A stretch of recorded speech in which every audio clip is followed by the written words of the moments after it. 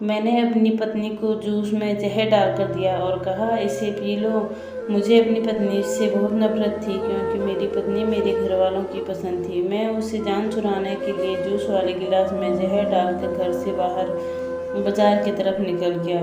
अब मैं उसकी मौत की खबर सुनने के लिए बेताब था कि तभी अचानक मेरे पापा का फ़ोन आया। उन्होंने बताया कि बेटा, बहू की आखिरी सांसें चल रही है, क्योंकि जल्दी से घर आ जाओ, वो तुम्हें कुछ बताना चाहती है। मैं दौड़ता हुआ घर पहुंचा तो मेरी बीवी ने मरते हुए मुझसे एक ऐसी बात बताई कि जिसे सुनकर मेरी रूह कांप गई। मेरा नाम तरुण है, मैं शहर में जॉब करता था और मैं अपनी कंपनी से छुट्टी लेकर शादी के लिए घर आया था। आज मेरी शादी का 1 महीना हुआ था और मुझे ऐसा लग रहा था जैसे यह 1 महीना नहीं बल्कि 100 साल हुए हैं। मुझे इस शादी में बिल्कुल भी खुशी नहीं थी। मुझे इस तरह घुटन दे रहा था। तो इस तकलीफ से निकलने के लिए मैं शहर वापस जाने के लिए सुबह सवेरे ही उठ गया था। मेरे पापा ने उसके अपने मरते हुए दोस्त से वादा किया था कि वह उनकी बेटी को अपने घर की बहू बनाएंगे। आज उन्होंने अपना यह वादा पूरा कर दिया था। अपने स्वर्गीय दोस्त की बेटी से मेरी शादी करके मेरी पत्नी मुझसे उम्र में 6 साल बड़ी थी और देखने में काली बदसूरत थी। उसका नाम राधा था। मैं गुस्से में घर से निकलने लगा तो राधा मेरे सामने हाथ जोड़ने लगी। इतनी जल्दी वापस ना जाइए। मेरी पत्नी मुझसे एक आंख नहीं भाती थी। मुझे उसका बोलना भी जहर लग रहा था। मैं चाहता था कि मेरी पत्नी मेरी आंखों के सामने से कहीं चली जाए, जिससे कि मुझे उसका चेहरा नहीं दिखना पड़े। लेकिन यह तो मुमकिन नहीं था क्योंकि वह बहू बनकर मेरे घर आ चुकी थी। लेकिन कम से कम मैं तो इस घर से को छोड़कर शहर जा सकता था क्योंकि मैं शहर में ही जॉब करता था। मैंने अपने पापा के कहने पर जहर का यह कड़वा झूठ पी लिया था, मगर मैंने अपनी नई नवेली दुल्हन राधा के से कोई समझौता नहीं किया था और उसे साफ साफ कह दिया था कि इतनी जल्दी वापस शहर जाने का मेरा भी कोई इरादा नहीं था। लेकिन तुम्हारी शक्ल और ज़्यादा नहीं देख सकता हूँ। तुम्हारी यह काली सी शक्ल मुझे डराती है। मैंने महसूस किया है कि मेरी बात सुनकर वो एकदम मुरझा गई थी और आंखों में आंसू भरकर बोली, मैं आपके बिना नहीं रह सकती हूँ। राधा की बात सुनकर मैं उसका मुंह ताकता रह गया। मुझे मन ही मन बहुत हंसी आई थी कि काली कलौटी लड़की मुझ जैसे स्मार्ट और हैंडसम लड़के के साथ रहने के सपने देख रही थी। खैर, इसमें राधा की कोई गलती नहीं थी। यह सपना शायद मेरी वजह से ही वो देख रही थी क्योंकि मैंने अपने भावनाओं में बह गया और सुहाग रात राधा के साथ मना चुका था। मैं खुद पर कंट्रोल नहीं कर पाया और यह मेरी गलती हुई थी। लेकिन अब मैं और राधा को बर्दाश्त नहीं कर सकता था। राधा, माँ और पापा के सब पता चल गया कि मैं शहर वापस जा रहा हूँ तो वह दोनों मेरे पास आ गए और वह मुझसे समझा रहे थे कि अभी अभी तुम्हारी शादी को 1 महीना ही हुआ है और तुम बहू को छोड़कर जा रहे हो। मैं पापा से बात सुनकर, क्योंकि मैं उनसे बहुत आज्ञाकारी बेटा था, मेरे पापा मेरी बहुत तारीफ करते थे। मैं उनकी सारी बात मानता हूँ और मैं कभी नहीं चाहता कि मेरी वजह से मेरे पापा का दिल दुखे। मेरे पापा के काम का बहाना बनाकर उनसे आज्ञा मांगी और फिर मजबूरन पापा ने मुझे शहर जाने की आज्ञा दे दी। उन्हें अपनी मेहनती बेटे पर बहुत गर्व होने लगा।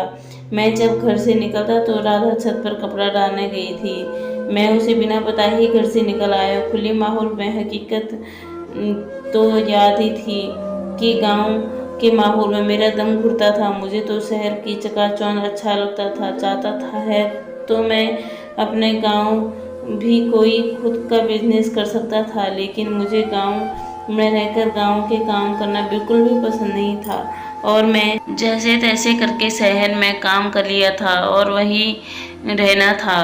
गांव तो बस नाम के लिए कभी कभी आता। जैसे ही मैं एयरपोर्ट पर उतरा, मेरी महंगी कार के साथ बॉडीगार्ड आ चुके थे।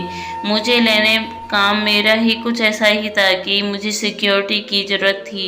अगर मेरे पापा को यह सब पता चलता तो उनका लाडला इकलौता बेटा यह काम कर रहा है, बेचारे तो अब तक जिंदा भी नहीं रहते। यहाँ तक मेरी पत्नी की बात है तो मुझे उसकी कोई भी परवाह नहीं थी। पुराने ही ख्याल वाली, हर चमक दमक से दूर पत्नी मुझे नहीं चाहिए थी। यहाँ शहर में एक से बढ़कर एक हसीनाएं और लड़कियां मेरी दोस्त है, तभी तो मुझे गांव की वह काली और अनपढ़ लड़की एक आंख नहीं पाती थी। शहर में मेरा नाम था, एक पहचान थी। बड़े बड़े ठेके वाले भी मेरे आगे पानी भरते थे और मेरे इलाके की तरफ कोई स्मगलर तो क्या पुलिस भी आंख उठाकर नहीं देखती थी। हाँ, मैं एक जाना माना और बहुत बड़ा क्रिमिनल था। राधा को भुलाकर मैं अपने काम में बिजी हो चुका था। एक दिन की बात है जब मैं भेष बदलकर एक ट्रेन में सवार होकर अपना शिकार ढूंढ रहा था। कॉलेज की कच्ची उम्र के लड़के और लड़कियों को अपने काम में फंसाता था। इस उम्र में हर किसी की चाहत होती कि वो पैसा कमाए और अपने माता पिता का सहारा बने। मैं लड़कियों को अच्छे खासे पैसे ऑफर करता था। मैंने बहुत सारे लड़के लड़कियों को अपना शिकार बनाया हुआ था। हमेशा की तरह उस दिन भी ट्रेन में बहुत भीड़ थी। मैं सीट पर बैठा हुआ था और एक लड़की मेरे बगल पर खड़ी थी। वह देखने में गरीब घर की लग रही थी। उसका बैग भी काफ़ी पुराना था, उसके जूते भी फटे हुए थे। उस लड़की का हुलिया उसकी गरीबी की दास्तान चीख चीख कर सुना रहे थे। मेरा नया शिकार मिल चुका था। मुझे मालूम था कि ऐसी लड़कियों को फंसाना बहुत आसान होता है। ऐसी लड़कियां गरीबी से दूर जान छुड़ाने के लिए किसी भी हद तक जा सकती है। मैं अपनी सीट से उठा और उसने उससे बोला कि तुम यह सीट में आकर बैठ जाओ। वो लड़की मेरी बात सुनते ही गुस्से में भड़क उठी और मुझे घूरने लगी। कहने लगी, मैं तुम जैसे लड़कों को अच्छी तरह से जानती हूँ। लड़कियों की बात करने का बहाना चाहिए तुम्हें। बस लड़कियों को सीट ऑफर कर दो और इससे बातचीत शुरू कर दो। यह तरीका पुराना हो चुका है। मैं तुम जैसे लड़कों के सारे हथकंडे जानती हूँ। मुझे उसकी यह बात भी अच्छी लगी थी। मुझे मालूम हो गया कि यह मेरे लिए बहुत ही काम की साबित होगी। मेरे सामने एकदम मेरी डरपोक सी पत्नी का चेहरा घूम गया था और उसका चेहरा याद आते ही मेरा मुंह कड़वा हो गया था। उस दिन के बाद मैं हर रोज उसी स्टेशन में जाकर खड़ा हो जाता जिस स्टेशन से वह लड़की ट्रेन लेती थी, और मैं भी उसके पीछे पीछे उसी डब्बे में चढ़ जाता। उस लड़की से बात करने का कोई न कोई बहाना तलाश करता रहता। मैं अपने खास लोगों को उसकी जासूसी पर लगा रखा था। मुझे उसकी पूरी जानकारी मिल चुकी थी। वह बहुत ही गरीब परिवार से थी। उसके एक ही कमरे के घर थे। अपने बूढ़े माँ बाप की इकलौती बेटी थी। उसे लड़की का नाम सानवी था। उसके कॉलेज का पता भी लगवा लिया था। फिर मैं कुछ दिन अपने काम में ज़्यादा बिजी हो गया था और सानवी के साथ ट्रेन में नहीं गया और मुझे कुछ खाली सा महसूस होने लगा और मैं अपने इस हालत से बेखबर था। अब मुझे बहुत खाली सा महसूस होने लगा। मैं उसके कॉलेज गया और उसकी सहेली से कह दिया कि सानवी की पल पल की रिपोर्ट मुझे चाहिए।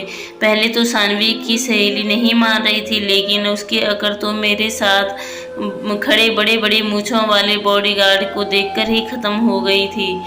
फिर उस लड़की ने मुझसे मेरा नंबर लिया। नंबर लिखा कर मैं वहाँ से उठा, लेकिन न जाने क्यों मेरा दिल बार बार सानवी को देखने को करने लगा। अगले दिन मेरे बहुत ही बिजी निकले थे और इस बीच में सानवी को नहीं देख पाया था, मगर उसका ख्याल बार बार मुझे तंग करता था। और फिर मैं एक दिन अचानक सानवी की सहेली कॉल आ गया। उसने बताया कि 2 दिन बाद सानवी की शादी हो रही है। यह बात सुनते ही मेरा दिल टूट कर बिखर गया। वो अपनी सहेली की शादी में इनवाइट की गई थी। तभी उसने मुझे तुरंत फ़ोन करके बता दिया। मैं गम और गुस्से में अजीब सी दोराही पर खड़ा था। मुझे समझ में नहीं आ रहा था कि मैं क्या करूं। तब अचानक मुझे महसूस हुआ कि मैं सानवी से प्यार करने लगा हूं। मुझे अपनी हालात पर खूब हंसी आने लगी और फिर मैंने बैठकर सोचा कि क्या करना चाहिए। तभी मेरे दिमाग में ख्याल आया और सानवी की बारात आने से ठीक पहले मैंने अपने एक भरोसे के आदमी को भिजवाकर सानवी को उसके घर से उठा लिया था और मेरे घर के एक कमरे में बंद कर दिया था। मैंने अपने आदमियों को सख्ती से बोल रखा था कि इस लड़की को किसी भी तरह की कोई परेशानी नहीं होनी चाहिए। उसकी इज्जत की सुरक्षा करना मेरी जिम्मेदारी थी और मैं उस पर आंच भी नहीं आने देना चाहता था। मेरा दिल सानवी को देखने के लिए तड़प रहा था, मगर मैं बड़ी मुश्किल से खुद को रोक रखा था। 2 दिन और 2 रात अपने घर में रखकर उसे सुरक्षित उसके घर भिजवा दिया था। वह मेरे घर जैसे ही मासूम बनकर आई वैसे ही वापस चली गई। सानवी के मंगेतर ने उसे रिश्ता तोड़ दिया। अब मुझे आगे क्या करना था कि सानवी के दिल में अपने लिए जगह बनानी थी। मैं हर काम बड़ी प्लान से कर रहा था। यह मेरी पुरानी आदत थी और तभी तो आज तक मुझे पुलिस गिरफ्तार नहीं कर सकी। पुलिस को मुझ पर शक था, मगर वह मेरे खिलाफ सबूत ढूंढने में नाकाम थी। खैर, मैं सानवी की गली में जाकर खड़ा हो जाता था। मैंने बड़ी चालाकी से सानवी के पापा से दोस्ती कर ली। वह सीधे साधे आदमी थे, उनसे बातचीत करना कोई मुश्किल बात नहीं था। जब सानवी ने पापा से बातचीत होने लगी तो उन्होंने मुझे बताया था कि सानवी का मंगेतर ही घर के सारे खर्च किया करता था। घर का चूल्हा उस लड़के की वजह से ही जलता था। अब तो भूखे रहने की नौबत आ गई थी। फिर मैंने सानवी के घर राशन डलवा दिया। सानवी के पापा ने बहुत मना किया था, मगर मैंने भी कह दिया कि मुझे अपना बेटा ही समझे और इस तरह से मैं सानवी के पापा से जान पहचान करके उनके घर पर ही पहुंच चुका था। मैं सानवी के घर पर पैसा लुटा रहा था, लेकिन सानवी को पता चल चुका था कि मैंने उसका किडनैप करवाया था, इसलिए वह मुझसे नाराज थी और इस बात भी नहीं करती थी। लेकिन मैं भी पीछे हटने वाला नहीं था। मैंने सानवी के घर की पूरी जिम्मेदारी अपने कंधों पर ले ली थी। मैं कभी उनके बूढ़े माँ बाप को डॉक्टर के पास लेके जाता तो कभी उसके हर जरूरी सामान लाकर रख देता। मेरी इसी मेहरबानियों की वजह से सानवी मुझसे माफ़ी मांगने लगी। मैंने कहा कि इंसान को कभी भी गलतफहमी हो जाती है, इसलिए कोई ज़रूरत नहीं है। उस दिन के बाद जब भी उसके घर जाता वह मेरे लिए खुद अपने हाथों से चाय बना कर देती थी। इस तरह धीरे धीरे हम दोनों में दोस्ती हो गई। कभी कभी हम घूमने के लिए बाहर चले जाया करते थे।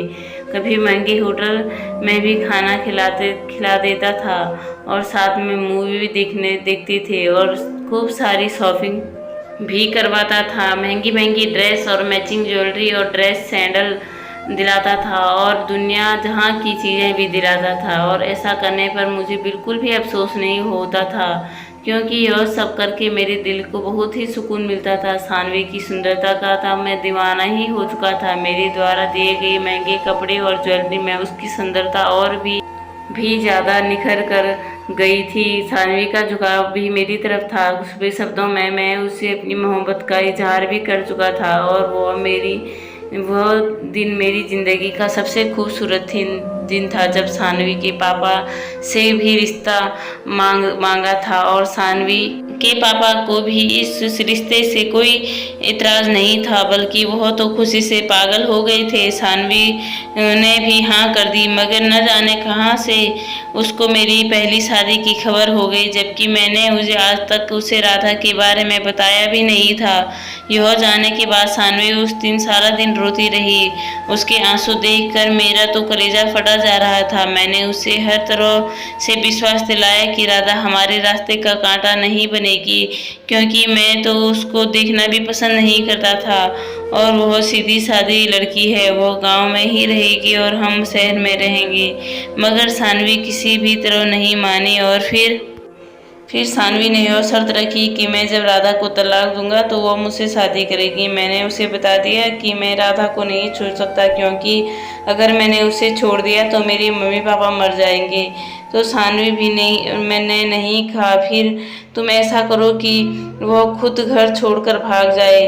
मुझे उसकी बात पसंद आई। मजबूरन मुझे शहर से अब सब छोड़ छाड़ कर दोबारा गांव जाना पड़ा। मम्मी पापा राधा मेरे गांव में बहुत खुश थे, लेकिन मेरा रवैया राधा के साथ बिल्कुल ही कठोर था।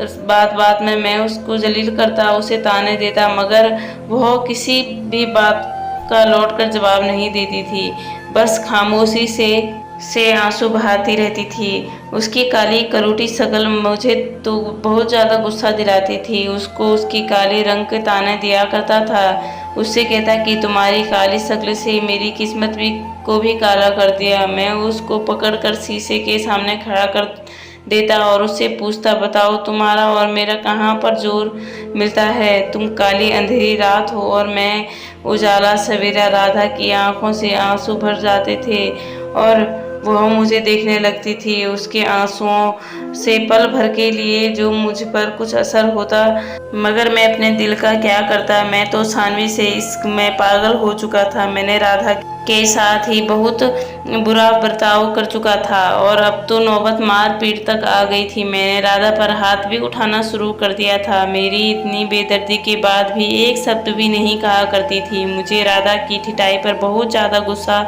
आता था, बहुत ही सख्त जान पड़ती थी। मैं जितना उससे दूर उतना ही मुझ पर मरती थी। मेरी ज़िंदगी में अगर सानवी न होती तो शायद मैं अब तक राधा की अच्छाइयों का दीवाना बन चुका होता, मगर अब मैं उससे जान छुड़ाना चाहता था तो उसकी हरकतें मुझे और भी ज़्यादा गुस्सा दिलाती थी। मैं जल्द से जल्द सानवी के पास जाना चाहता था। उसकी खूबसूरत प्यारी सी सूरत मुझे याद आती थी। गांव आते हुए मुझे 2 महीने हो चुका था और इससे मेरा कारोबार पर बहुत बुरा असर पड़ रहा था। मैं सानवी के साथ मोबाइल पर बराबर कांटेक्ट में रहता था। मैं उसे समझा रहा था कि थोड़ा सब्र कर लो और सारे हालात बताता रहता था। यह भी बताता था कि राधा किसी भी तरह मुझसे रिश्ता ख़त्म नहीं करेगी, वह मेरी मार पीट सह सकती है। और फिर सानवी ने मुझे एक ऐसा आइडिया दे दिया जिससे सुनकर मेरा दिल दहल गया। सानवी ने मुझसे कहा कि तुम अपनी पत्नी को जहर दे दो। पल के लिए मेरा दिल डूब गया था, मगर इसके सिवा मेरे पास कोई और दूसरा चारा भी नहीं था। मैंने कहा ठीक है, यह खुशखबरी मैं तुम्हें जल्दी से सुनाऊंगा। और यह कहकर मैंने फ़ोन रख दिया। सुबह हो चुकी थी। रात को जब मैं सो रहा था तो अचानक से मेरी नींद खुली तो राधा बेड पर नहीं थी। मैंने उठकर राधा को घर में ढूंढा, मगर वो कहीं नज़र नहीं आई। फिर मैं छत पर गया तो उधर ही बैठी हुई थी, उसके गालों पर आंसू बह रहे थे। उस समय मैंने उससे प्यार से बातें की थी और पूछा, क्या हुआ राधा? मैंने पूछना पर बस हल्का सा मुस्कुरा दी, मगर अपने होठों पर कोई शिकवा नहीं लाई। मैंने कहा, राधा मैं बहुत बुरा हूँ ना? मैंने शब्दों में बनावटी मोहब्बत भरी हुई थी और मेरी इस मोहब्बत पर वह इस तरफ तरस रही गई कि वह और कहने लगी नहीं, बुरी तो मैं हूँ। पहले आपकी ज़िंदगी को नर्क बना दिया, अब आपकी तरफ देखती हूँ तो मेरा दिल बहुत दुखता है। आप जैसे हैंडसम और स्मार्ट लड़के को मुझे अच्छी इतनी बदसूरत पत्नी मिली है। आप कहाँ बुरे हो, बुरी तो मैं हूँ। उसकी बातें मुझे एहसास दिला रही थी कि मैं कितना गिरा हुआ इंसान हूँ, मगर यह कहते हैं ना, जिसकी सूरत काली होती है उसका दिल बहुत साफ होता है।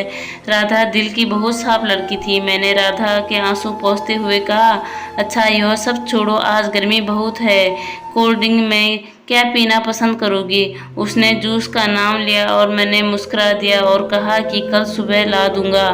एक पल को मेरा दिल तो चाहा कि समय यूं ही ठहर जाए और मुझे इस मासूम लड़की की जान न लेनी पड़े, मगर फिर मेरी नज़रों के सामने सानवी का चेहरा आ गया। मैं सानवी के बिना नहीं रह सकता था और सानवी को पाने के लिए मुझे यह करना ही पड़ता। मैं कुछ देर राधा के पास बैठने के बाद राधा से कहा, चलो नींद आ रही है। हम दोनों नीचे अपने कमरे में आकर सो गए और अगली सुबह मैं बाजार गया, वहाँ से राधा के लिए जूस लिया और घर वापस आने लगा। रास्ते में मैंने उस जूस में जहर मिला दिया। ऐसा करते समय मेरे हाथ पैर कांप रहे थे, मैं पसीने में भीग चुका था, मगर उस दिन शैतान ने मेरी एक न चलने दी। वह मुझ पर पूरी तरह हावी हो चुका था। मैं घर की तरफ चल दिया। घर पहुंचने पर मेरी झूठी मोहब्बत जताकर वह जूस राधा के सामने रखा और कहा कि इसे पी लो, उसने मेरे सामने ही जूस पी लिया। अब मुझे विश्वास हो गया कि वह कितना जहरीला जूस से वह मर जाएगी। तो मैं भी उठ गया। मेरा सामान तो पहले से ही पैक था। मैंने राधा को बाय बाय बोला और खुशी खुशी शहर के सफ़र पर निकल पड़ा। मैं बहुत रिलैक्स था कि मेरी खुशियों के बीच जो सबसे बड़ा कांटा था वो अब निकल जाएगा। मगर न जाने क्यों जैसे जैसे शहर की तरफ बढ़ रहा था मेरा दिल बैठे जा रहा था। मैं सानवी को कॉल करके अपने आने के बारे में नहीं बताया था, क्योंकि मैं उससे घर पहुंचकर सरप्राइज़ देने का सोचा था। फ्लैट की चाबी मेरे पास भी थी, क्योंकि मैंने भी एक फ्लैट उसके लिए ही खरीदा था। मैं उस फ्लैट तक पहुंच कर चुपके से दरवाज़ा खोला और उस घर में दाखिल हो गया। लेकिन यह क्या, मुझे अजीब सा एहसास हुआ। वहाँ खामोशी थी। तभी मैंने सानवी को देखा। एक कमरे से निकलती थी, बहुत ही सुंदर लग रही थी और सानवी के हाथ में मिठाई की ट्रे थी। वह मुझे देखकर मुझसे कहने लगी, आज हमारे रास्ते का कांटा निकल चुका है, तो मैं बहुत खुशी का दिन है, आओ मिठाई खाओ। लेकिन मैं उसकी खुशी देखकर बौखला गया। जब से मैंने उसे फ़ोन किया था कि जूस में जहर दे दिया, तभी से वह ये तैयारी में लगी थी और खुशियाँ मना रही थी। उसने कहा, मेरी तरफ से मुंह मीठा करो। मुझे मिठाई देखकर अजीब सा महसूस हो रहा था, मगर सानवी के बार बार कहने पर मैंने एक टुकड़ा उठाकर खा लिया और मुस्कुराती हुई कमरे में चली गई। जब उसे काफ़ी देर हो गई तो वह ना लौटी, तो मैं उससे कमरे की तरफ चला गया और मैंने दरवाजे में अंदर झांक कर देखा तो मेरे कदमों तले ज़मीन ही निकल गई। कमरे के अंदर किसी लड़के के बोलने की आवाज़ आ रही थी। सानवी उस लड़के के पास बैठी हुई कह रही थी, गौरव जी चिंता ना करें, मैंने तरुण का पंख का इंतजाम कर दिया है। मिठाई में जहर डालकर उसको खिला दिया है और आज अपना बदला भी उससे ले लिया है। वह क्या समझता था कि मुझे खबर नहीं होगी कि मेरा मुजरिम कौन है, मुझे किसने शादी के दिन अगवा किया था। मेरा मुजरिम तरुण ही तो है। वह तो भगवान की कृपा है जो गौरव जी आपने मेरे पर विश्वास किया। मोहब्बत तो मैं सिर्फ आपसे ही करती थी और हमेशा करती रहूँगी। सानवी की बातें सुनकर मुझ में अब खड़ा होने की हिम्मत ही नहीं थी। मैं दबे पांव वहाँ से निकल गया और तभी अचानक मेरे घर से कॉल आई और मेरे पापा ने कहा, बेटा तुम्हारी पत्नी की अंतिम सांसें चल रही है और वह तुम्हें बुला रही है। मेरे तो कदमों के नीचे से ज़मीन ही निकल गई। मुझे अब अपनी गलती का एहसास हो गया था। जहर तो मुझे भी दिया गया था, मेरी हालत भी ख़राब हो रही थी, लेकिन अब मुझे अपनी हालत की परवाह नहीं थी। मैं जल्दी से गांव पहुंचा। मैंने देखा कि राधा के चेहरे पर मौत का सन्नाटा था। मेरे घर पहुंचते ही मेरी पत्नी ने मुझे मुस्कुराहट देखकर मेरी रूह कांप रही थी और फिर अचानक ही वह मेरे पैर पर पकड़ कर बोली, आप मुझे माफ़ कर दो। मैं घबरा गया और पूछा, क्या हुआ राधा? उसने रोकर कहा, मैंने आपकी अलमारी की तलाश की थी, मुझे आपके गलत काम के बारे में सब सबूत मिल चुके हैं। मैं उसकी बात सुनकर हैरान रह गया। मेरे हाथ पांव कांपने लगे थे। जहर अपना काम कर रहा था, लेकिन मैं फिर भी खड़ा उसकी बातें सुन रहा था। वह कह रही थी कि मैं सोच रही थी कि आपके खिलाफ कानूनी कार्रवाई करूं या ना करूं। मैं इसी सोच में डूबी हुई थी, लेकिन मैं आपको भगवान के कहर से बचाना चाहती थी, इसलिए मैं आपको इस गलत काम के दलदल से निकालना चाहती हूँ। और आपको इस दलदल में निकालने के लिए बस मेरे पास एक ही रास्ता था कि मैं आपको पुलिस के हवाले कर दूँ। मैंने आज ही आपके खिलाफ कानूनी कार्रवाई की है। पुलिस किसी भी वक्त यहाँ पहुँच सकती है और आपको गिरफ्तार कर सकती है। राधा को कोई भी बात मुझे बुरी नहीं लग रही थी। इतना कहते ही राधा एकदम ज़मीन पर गिर पड़ी। मैं फटी फटी आंखों से उसे देख रहा था। जल्दी से उसे हॉस्पिटल लेकर गया। राधा की हालत बहुत ज़्यादा ख़राब थी। उसके लिए डॉक्टर ने 48 घंटे खतरनाक बताए थे। मैं रो रो कर भगवान के सामने राधा की ज़िंदगी की भीख मांग रहा था और फिर मैं भी बेहोश होकर गिर पड़ा। अब मुझे होश आया तो अपने पास डॉक्टर को खड़ा देखा और सबसे पहले मैंने राधा के बारे में पूछा था। भगवान की कृपा से राधा बच गई थी। अब जब मेरी तबीयत कुछ संभली, मुझे पुलिस गिरफ्तार करके ले गई। मैंने अपना जुर्म स्वीकार कर लिया। जेल में मैं दिन रात भगवान से दूर रो रो कर अपने पापों की माफ़ी मांगी थी। मुझे 15 साल की सज़ा सुनाई दी गई। 15 साल के बाद मुझे जेल से रिहाई मिली और जब मैंने जुर्म की सज़ा वापस अपने घर आ रहा था तो मैं सोच रहा था कि पता नहीं राधा मुझे माफ़ करेगी या नहीं करेगी। मैंने अपनी रिहाई की खबर किसी को नहीं दी थी। चुपचाप घर पहुंच गया था और बाहर दरवाजे पर ही रुक गया।